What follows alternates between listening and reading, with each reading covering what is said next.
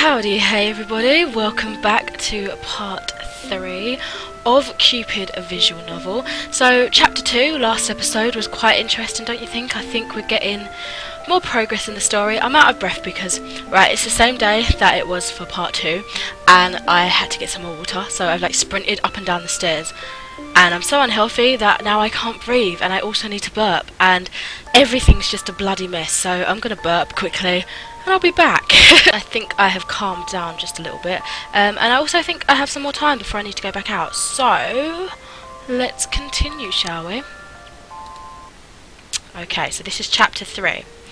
Rosa entered the room with a tray of pastries and a pot of tea. This is a really pretty room. Her duties were finished and she was allowed a bit of free time.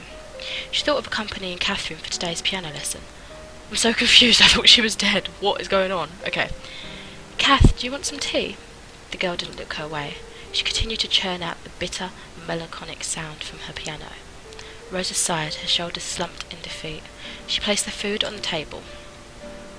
She sat on the stool beside the piano, twiddling her thumbs while her friend continued to stew in her foul mood. Is that a new composition? It sounds nice. Nowadays you make a new piece every day. It's a shame they're all so sad. Catherine didn't reply to that, but when she spoke again her words were bitter. I saw them again, those degenerate louts. No shame at all. Kath, alright, consenting damn adults and all that. At least have the decency to close the door. Sometimes I dare say they want to get caught. When I walked in on them this morning, eating each other's faces, they had this look on them, like they were daring me to say something. Care? I don't know how to pronounce that. Do they want my applause? Very nice technique, sire. I very much like the way you swap your spit with my sister. Great tongue action. Très marvelous. Oh God. And he even has the gall to speak to me. Be a dear and put them on the table, Catherine, he even said, like I'm a soft-headed giggle-mug of a maid. He wanted me to get annoyed, I just know it. Well, Facia, I am. Catherine turned to the tea and pastries, stuffing the buttered bread into her mouth. Easy there, these damn things, these damn delicious things. She said that the last part angrily, as if she blamed her troubles on the food's relish. Rosa giggled in spite of herself. Catherine wiped her mouth in mock anger. What are you laughing at, wrench? It's almost comical to watch you eat when you're angry, Kath.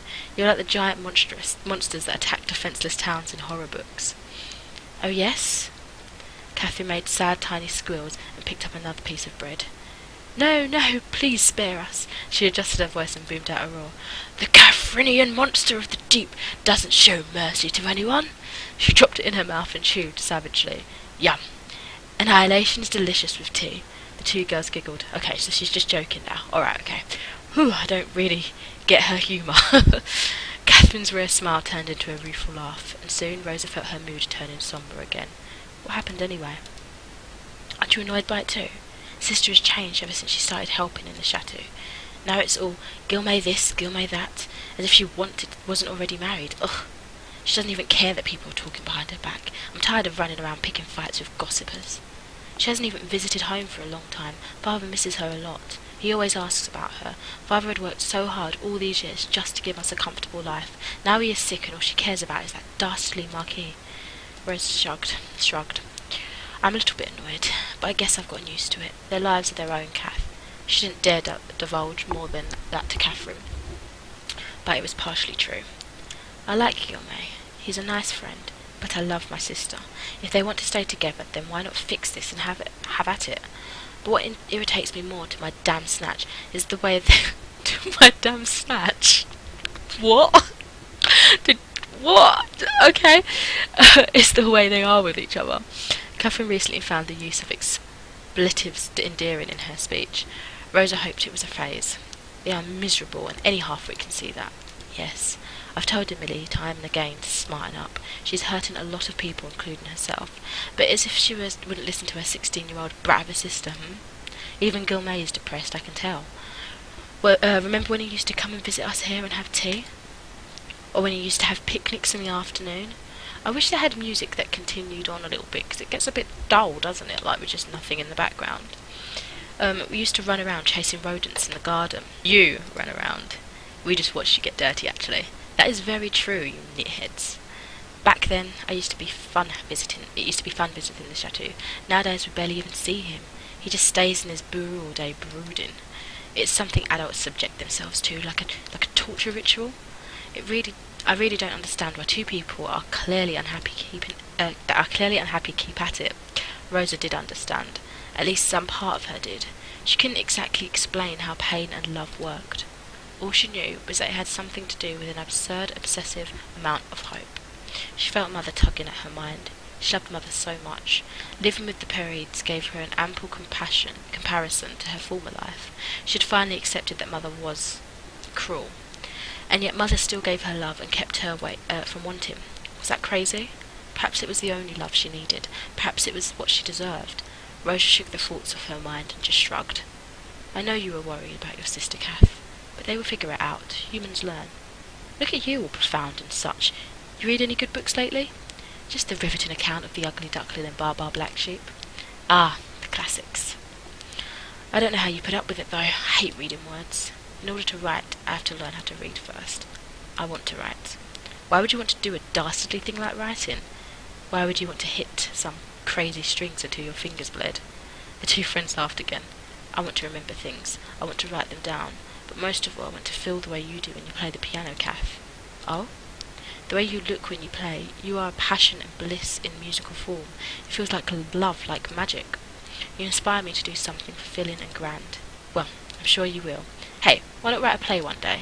Oh, let's do it. You write an amazing play, and I shall provide the music. We'll travel around the country and perform. We'll make lots and lots of money and gain lots of followers.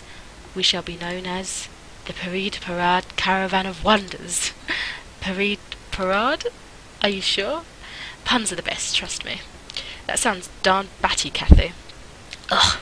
From this day forward, nobody is allowed to call me Kathy ever again. The sound of a knock interrupted their giggles. Catherine, it's me. I need to discuss something important with you. Frustrated, Catherine pouted at the sound of her sister's voice. She turned back to her piano and began to pound a sarcastically happy tune.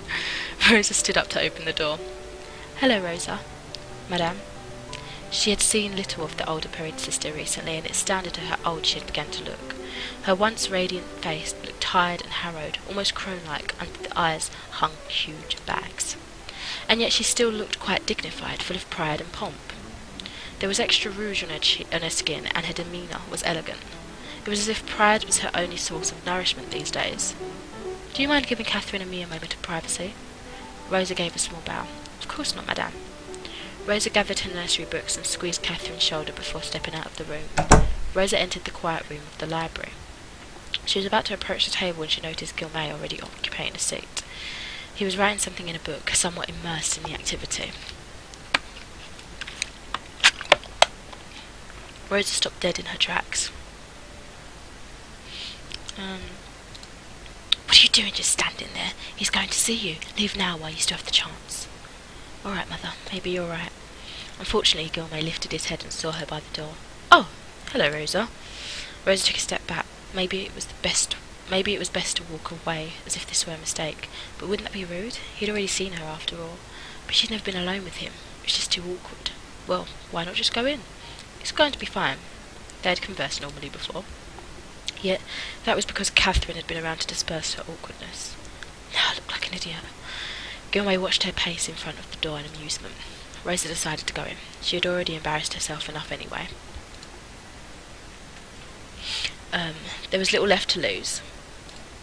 Besides, there was nowhere else to go in this big house. She had already gotten lost in its hallways, much to the annoyance of the maître d'. The library was her favourite place. If she stayed quietly in one corner, Rosa was sure they wouldn't bother each other. I'm so sorry, my throat's killing me. She took a seat at the farthest corner of the table and opened her book. Oh no, he's actually standing up and walking over. No, you horrible man, just sit over there while I sit over here. But Guillemette was already beside her, peeking at what she was reading. A cold sweat spread on her scalp. Rosa, that book. Rosa began to chatter nervously. I know it's a children's book, sire. I teach myself to read. I know most commoners don't really bother, but I want to learn. So please don't laugh and mock me. Guillemette pointed to the book. It is upside down. Rosa stared at it. The ducks in the picture had their feet up in the air. Rosa squirmed, feeling the heat on her cheeks. She couldn't think of anything more embarrassing. I'm sorry. Guillemot's face lost its cheer. What do you need my forgiveness for? Rosa looked up at Guillemette. His eyes lacked the gentle glint they usually did. Did you hear what I just said? I meant to say glint. I don't know what I just said. Let's just pretend I said that. Right, okay. It was such a subtle change. Something felt rather than observed. She thought he would reprimand her further. Her face certainly looked like it. Or his face. I didn't catch that, sorry. Instead, he sat down beside Rosa, drumming his fingers on his cheek while he watched her wordlessly. Well? Weren't you going to read? What was wrong with him today? He didn't seem like himself. Had he eaten something bad? The aura he exuded was not his usual friendly warmth. Yet it was particularly wicked. It wasn't particularly wicked. The look on his face just read, slightly and eternally miffed. What a specific expression. Bloody hell. Okay, I don't even know how you'd look like that. Anyway, Rosa turned the book upright and read the words aloud. What once, that is the with the short sound. It is pronounced like this. Gilmay made the sound, his face still in his lazy stare. Rosa nodded and continued. Her nerves were frazzled, but she was actually at ease in his presence. She felt like a child being taught by their parent. The parent was strict, but still caring, and the child was jumpy but eager to learn and please. Most of all, he would not hurt her for her mistakes. Rosa was almost sure. There lived, the past tense of live. Why do we change it? It is a rule of grammar that... Grammar? Gilmay narrowed his eyes at her. Do you even know your alphabet? Rosa shook her head. You should start there. Gilmay rose from his chair and disappeared amongst the shelves. He left behind an old thick book covered in green felt. This was what he had been writing in earlier. It looked tattered and worn. The pages laid flat. I'm getting all tongue-tied again. Okay. The pages laid flat on its sides so that the book didn't close properly. Rosa reached out to peek at the cover when... You are not to touch that! Rosa's whole body froze at the sound of Gilmay's warning. Gilmay's stare followed her even as she whispered numerous apologies under her breath. I'm sorry. Gilmay just rolled his eyes. You're always seeking forgiveness for everything. Am I? His hand struck the table in front of Rosa. In the quiet library, the sound rang uncomfortably in her ear. When she looked up, Gilmay's face was looming severely above hers. He moved closer to her, his eyes fixed on her intensely. Rosa's mouth hung open. She struggled to say something, but her wits were like the burning ends of a matchstick. Before she could compose herself, she felt Gilmay's hand lift her chin. Rosa's heart thumped loudly inside her chest. Please don't, not you too. She felt his breath on her face, and her heart sank into despair. Mother's voice resounded in her head. In the end, they are all the same. He is like everyone else. There are no more good people left in this world, child. She shut her eye and prepared for the worst, like she always did when... Then she felt her face being turned from side to side.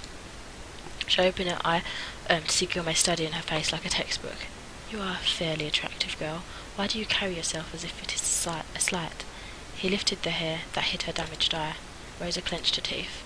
Is it because you were hurt before? He said it so matter-of-factly, like he was stating that the sky was blue. Rosa recoiled from his touch. No, I did that to myself. I wasn't talking about your eye. He placed a book on the table. It was a thin pamphlet filled with letters. There were lines on the book that instructed the user to trace letters with their quill. Rosa wanted to focus on it, but she could feel the truth in the Marquis's words stinging her. It was the way you went limp when I touched you. Next time, I advise you to fight back. If you don't want to be touched, then you don't have to be. Do you understand me? But I am weak. Says who? His eyes were humourless. The world cares not for people who think of themselves as victims, Rosa. If you need power, then be powerful. To have it is a necessity. To have it is necessary to crush things along the way. Rosa flinched under the weight of his stare. She realised that the polite and courteous Gilmay was but a facet? I don't know. It was still him, but it was nothing but an oil portrait, an artwork of his devising. Synthetic, aloof, and irrelevant. You couldn't capture his essence in a few human strokes. Suddenly, Rosa realised he was powerful. Who are you? She caught herself before saying it aloud. You are not Gilmay. And yet, he spoke to her as if he knew what it was like to hurt and to fear. If you don't start acting like you own yourself, then people will not hesitate to take everything. He laid out the rest of the books he had brought out. One was an activity book for children. It had a picture of a child holding an apple with an arrow stuck in it. Another was a book of limericks. The other two were thicker books that intimidated her. She would come to know them as Hamlet and Paradise Lost.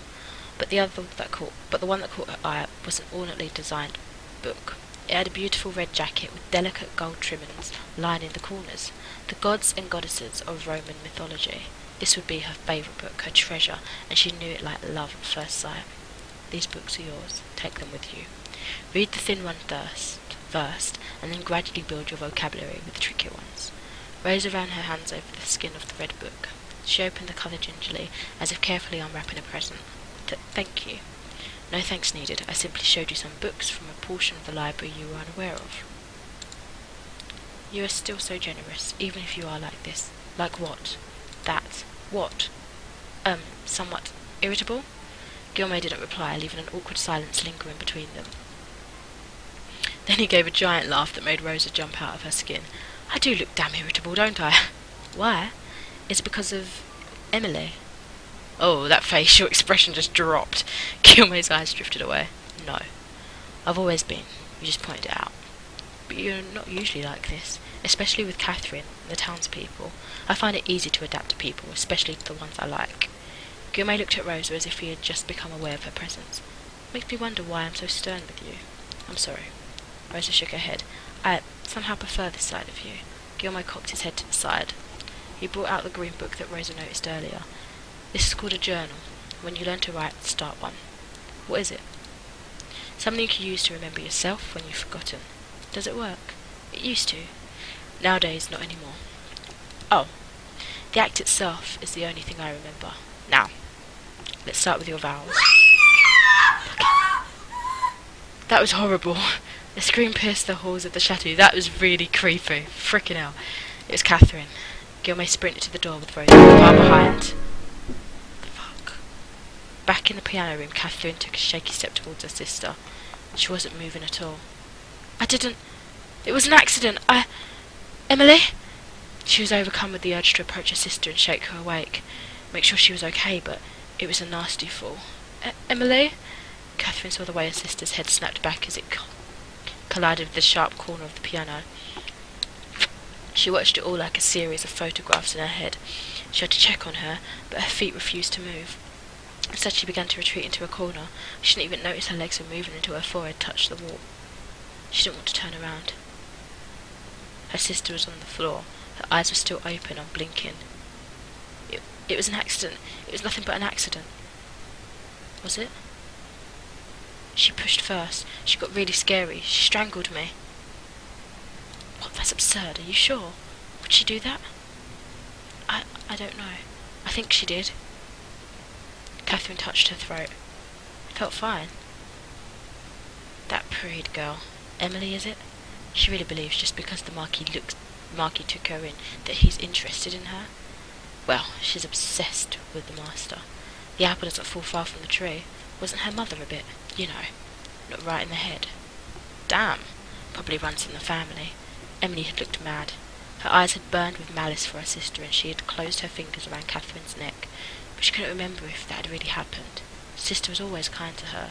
She would never ever hurt her, even when they got into fights. Sister loved her. Am I turning mad? I have the blood of a madwoman. Am I going to end up like her? I only told her the truth. Guillaume doesn't care for her, and she doesn't even care for him that much either. It was all just to chaff their relationship. No sense trying to make everyone else miserable too, but she called me jealous and a bitch. She has never called me a bitch.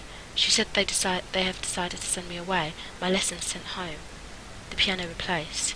It's my own good, she said. I don't have to travel here all the time. I can concentrate on my other endeavours. I can make new friends. But I know she doesn't want me near the chateau or Guillaume. She hates it when I catch her with him. Perhaps this morning was the last straw. She hates it, but she also smirks at me when I see them, like she basks in it. I think I might hate her. Catherine's thoughts ran through her head like a storm. They poured out of her aimlessly. I wonder if the piano is broken. Am I going to pay for it? What will become of us without Sister's wages? What of my father's medicine? What of my dreams? Sister can't be dead. Sister can't be dead. Catherine brought her fingers to her lips and nibbled on her thumb. She didn't notice this. Her mind was preoccupied.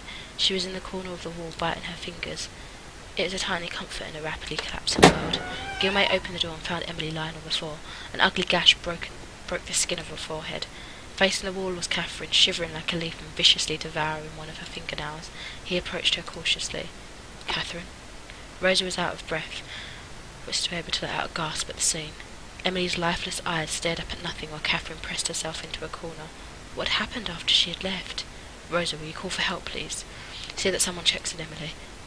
Rosa did as she was told, but what she really wanted to do was hug Catherine herself. Emily took a small step towards her. Guillemette. He called out her name slowly, coaxingly. Catherine turned her head, her thumb still on her lower lip. It was an accident, I swear." "Of course it was, Catherine, of course it was. She pushed me first. She wanted me sent away. She wanted me gone. You can tell me about it later. Let me take you away from this room." What have I done?" Catherine fell to her knees and wept. Large sobs sucked the air out of her. She felt like drowning, trying to keep herself afloat in between sobs. Every exhale was a squeezing pain in her lungs. She felt Guillemot's arms wrap around her. "What have I done? What have I done? You didn't do anything, ma chérie.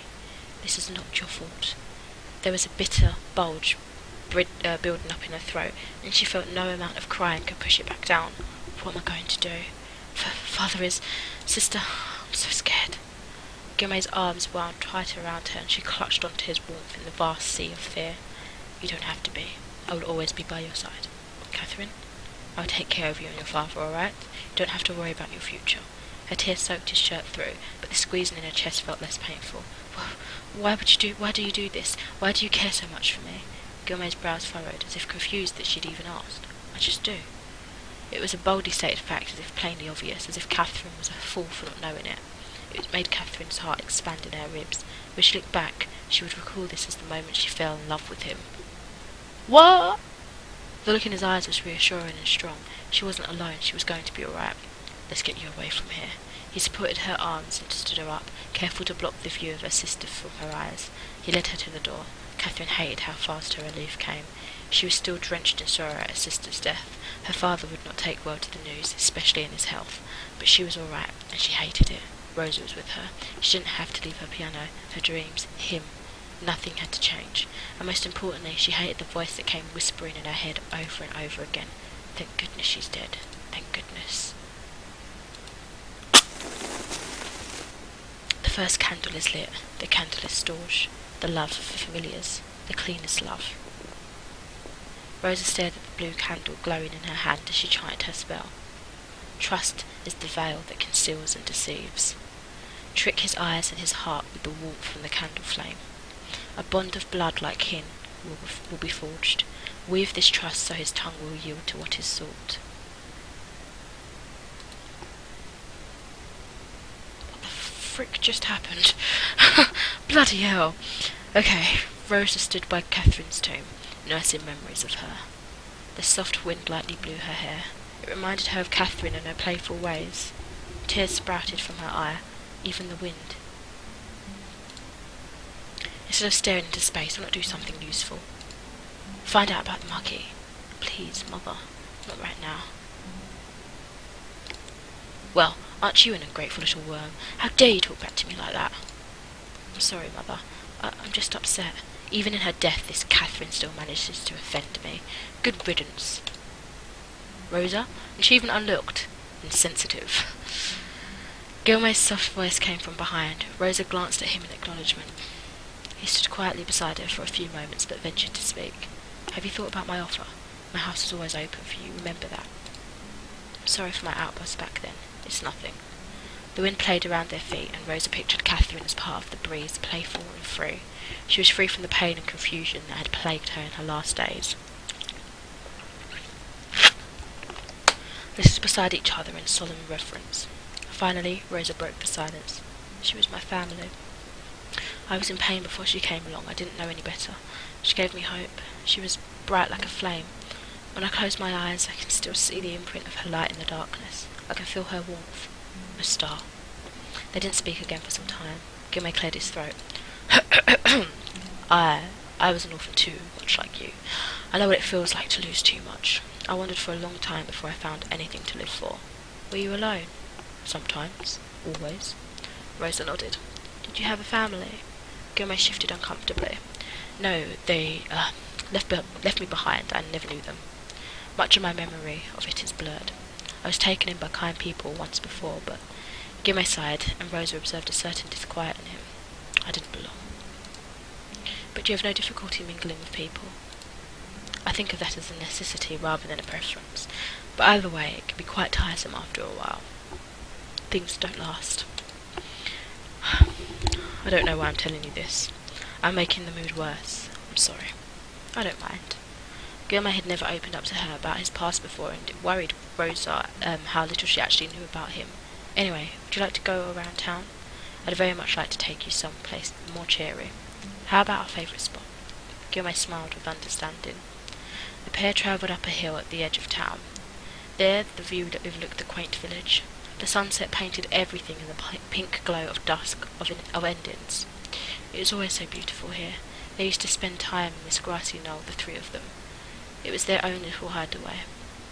I said that really weird. Memories of the past crept up on every corner. The ghost of laughter echoed in the wind. Rosa touched the trunk of a small tree they had carved their names on. So many fond memories. Rosa, I want you to have this. Guillemot took Rosa's hand and placed an item in her palm. It was a simple silver locket. She looked up at him questioningly. I've had that for as long as I can remember. One of my remembrances of the past. I can't take this. You must. You need it more than I do. But it's old and the locket doesn't even open anymore. Is she going to use that locket to cast a spell? I think so. Let's find out. I don't know why I've held on to it for so long. I can't even remember how I came to have it. But it comforts me. Maybe it will have the same effect on you. This is your treasure, Guillemot. It feels wrong to take it. On the contrary, I believe you must have it. Call it a hunch or a feeling, an urge on my part. I'm not good with expressing sorrow or even giving comfort, but I want to do something, at least, for you. He closed his hand over hers, affirming the gift. It's yours. Please take it. You are wrong if you think I am letting you stay in the castle simply by Catherine's sake. I do it of my own accord. Let me do this for you, Rosa. We have been friends for quite a while. If you need to leave, at least stay until you feel ready to go. All right. But I will continue working in your household for my lodging. You don't have to do that. I can raise your status to a lady. You can read and write now very well, and I'm sure you will be more comfortable in a higher position. I have no need for a higher position, just free access to your library. You have come a long way from the shy girl back then, Rosa. Watching you grow has been a pleasure. Yes, the library is yours. They were quiet for a while, only conversing through looks, smiles, and tiny sighs. Rosa realised that she had been holding on to Guillemot's hand all that time.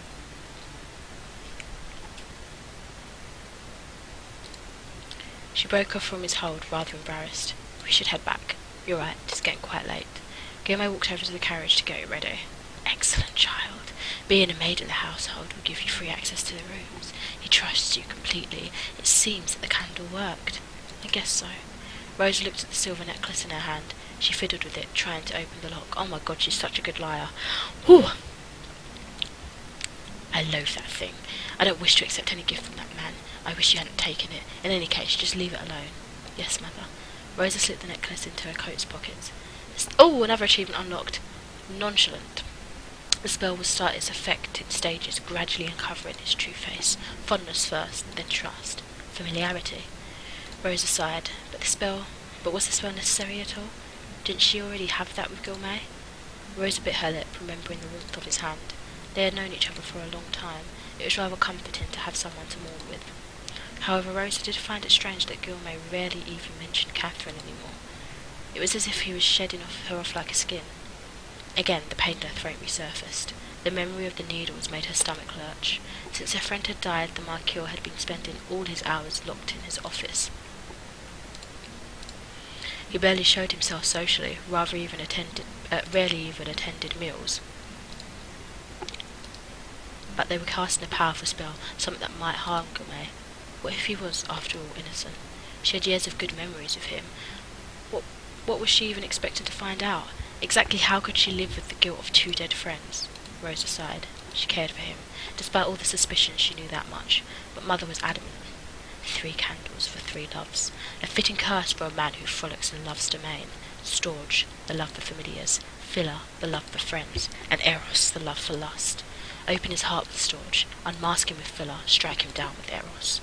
Yet Rosa kept a 4th candle. One she had named Agape. or agape, unconditional love. She didn't know whether she would ever use it. Mother, of course, would object, but just in case Eros successfully struck Gilmay, she wished to light agape. I don't know how to pronounce that. At least just give him peace, but before. Rosa walked towards Gilmay, a pang of anxiousness biting at her. Rise, my daughter, the work lays ahead. To bring him down we must find his weakness. Then we attack. Revenge will be sweet, my dear daughter. Do it for mother. Chapter 4, Metamorphosis. And again, I think I'm going to give this a save, and I'll leave it there. So, let me just quickly save this. I like to double do it just in case. So, that is it for this part 3. Thank you for watching. That was a bit rushed. I don't know why I tried to close it all down so quickly. But yeah, thanks for watching. I'll speak to you soon. Bye!